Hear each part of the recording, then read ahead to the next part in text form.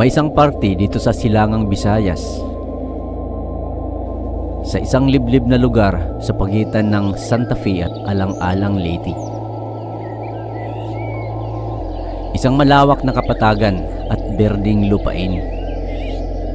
Sa unang tingin, parang isang ordinaryong lugar lamang na may nabubuhay na mga iba't ibang uri ng halaman, damo at mga punong kahoy, at nagsisilbing tahanan ng mga iba't ibang uri ng mga hayop.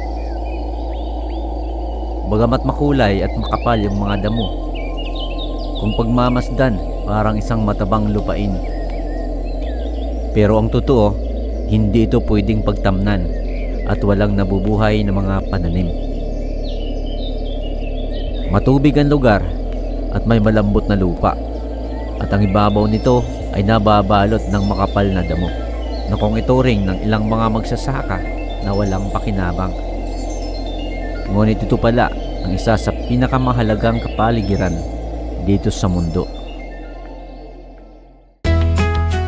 Mula sa isla ng Samar, nagsimula ang aming paglalakbay patungong Leyte. Kasama ko si Mrs. sa isang natatanging biyahe patungo sa boundary ng Santa Fe at Alang-Alang Leyte. Ang aming destinasyon, isang lugar na hindi gaano kilala, ngunit may napakalaking halaga sa ating kalikasan. Ang isang agri-eco-tourism park, ang Wild Wild Pig, na makikita mismo sa gitna ng peatland. Bago kami tumulak patungo sa mismong eco park, dumaan muna kami sa isang espesyal na obra, isang ipinintang mural na nagpapakita ng kagandahan at kahalagahan ng peatland. Nasa gilid lang ito ng kalsada, ngunit sa likod ng makulay na pinta ay isang mas malalim na mensahe: ang pangangalaga sa isang natatanging ekosistema. Dito na tayo sa tinatawag nilang Leyte Sub-Basin, tinatawag nilang peatland, kasi pinipreserve nila yung lugar na ito kasi dito makikita yung mga iba't iba pang wildlife. Masukal masyado, parang swamp na style na environment. Marami daw mga wildlife dito. Actually, ito yung mga nakitang mga wildlife dito sa peatland.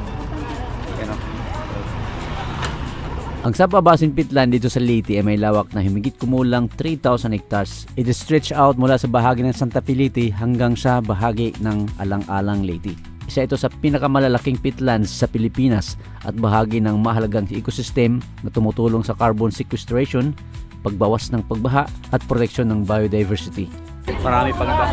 Nandito yung mga personnel sa NUP sa region dito sa Calao Leyte. Kasi mamaya magkakaroon sila ng activity, yung tree planting siguro dito sa gawin ito.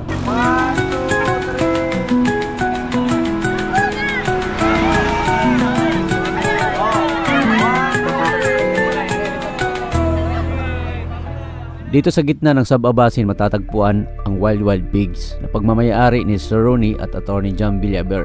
Hindi lang ito isang simpleng eco park, kundi isang destinasyong may layuning magbigay edukasyon sa publiko tungkol sa kahalagahan ng peatland sa ating kalikasan.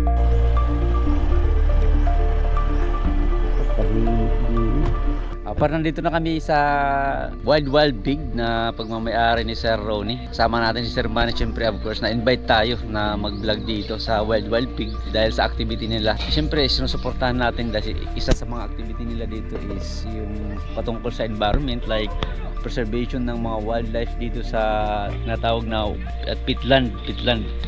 Ang word na peatland ay isang bagay na hindi ko pa narinig o nabigyan pansin.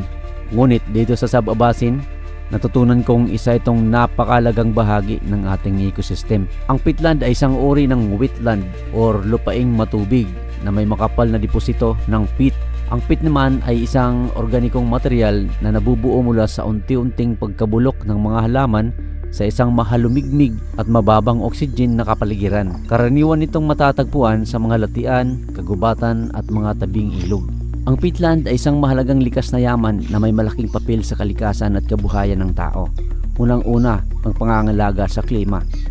Ito ay nag-iimbak ng napakalaking dami ng carbon dioxide, kaya mahalaga ito sa pagpigil ng climate change. Kapag nasira o natuyo ang peatland, naglalabas ito ng maraming carbon dioxide na nag-aambag sa global warming.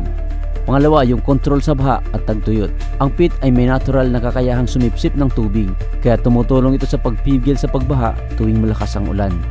Sa panahon ng tagtuyot, unti-unti nitong nilalabas ang tubig, kaya nakakatulong ito sa patubig ng mga pananim. Tirahan din ng iba't ibang uri ng hayop at halaman. Maraming endangered species ng hayop at halaman ang nakatira sa peatlands tulad ng mga ibon, isda at amphibians. At dito sa ating bansa, bilang lang ang mayroong mga ganitong klaseng uri ng lupain.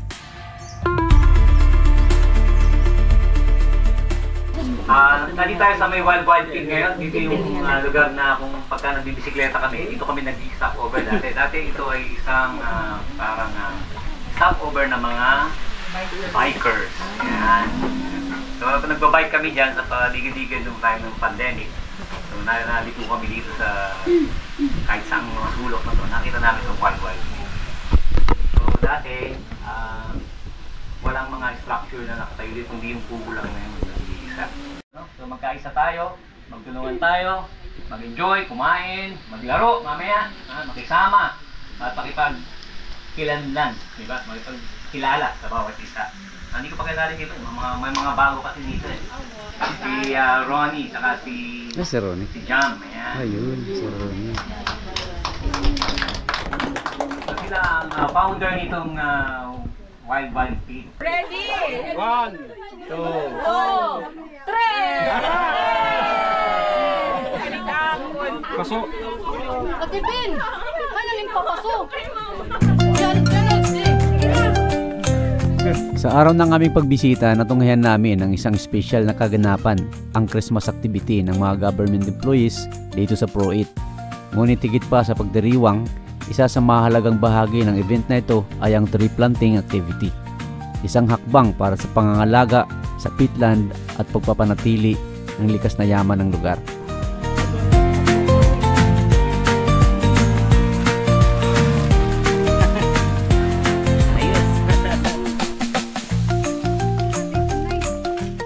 Nagwi-witness tayo ngayon sa kanilang pagtatanim. Ang peatland ay isang likas na carbon storage. Sa pamamagitan ng pagtatanim ng mga puno, nakakatulong tayo sa pagbuwas ng carbon emissions na nagdudulot ng climate change. Kaya naman, buong puso kaming sumusuporta sa advokasya ng farm na ito, ang pagprotekta at pagpapaunawa ng kahalagahan ng peatland sa mas maraming tao.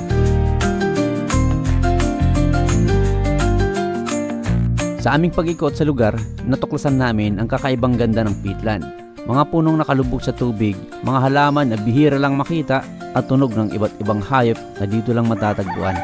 Para kang nasa isang mahiwagang mundo na puno ng buhay at kasaysayan.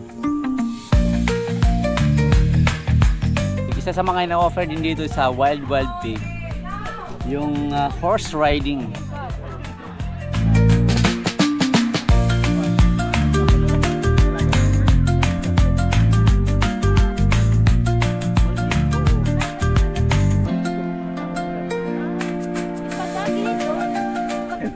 Alright, sundan mo ako. Let's go!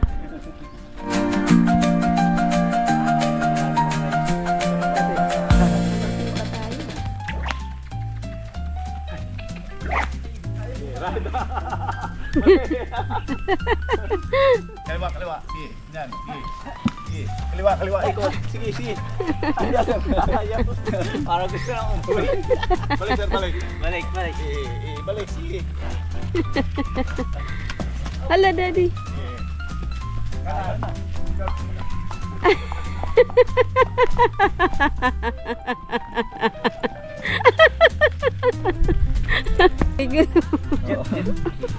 Hindi na kahabol ang videographer na. Hindi na siya nagpaawat.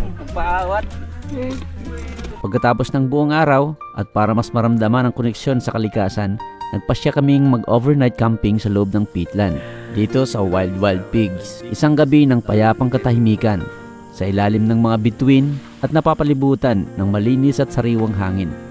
Isang karanasang hindi matutumbasan ng modernong mundo. Ang Wild Pigs at ang Sababasin Peatland dito sa Leyte ay hindi lang isang lugar na dapat bisitahin, kundi isang likas na yaman na dapat pahalagahan at protektahan. Sa aming pag-uwi, hindi lang magagandang tanawin ang aming dala, kundi bagong kaalaman, mas malalim na pagpapahalaga sa kalikasan at pangakong ipagpapatuloy ang suporta sa ganitong mga advokasya.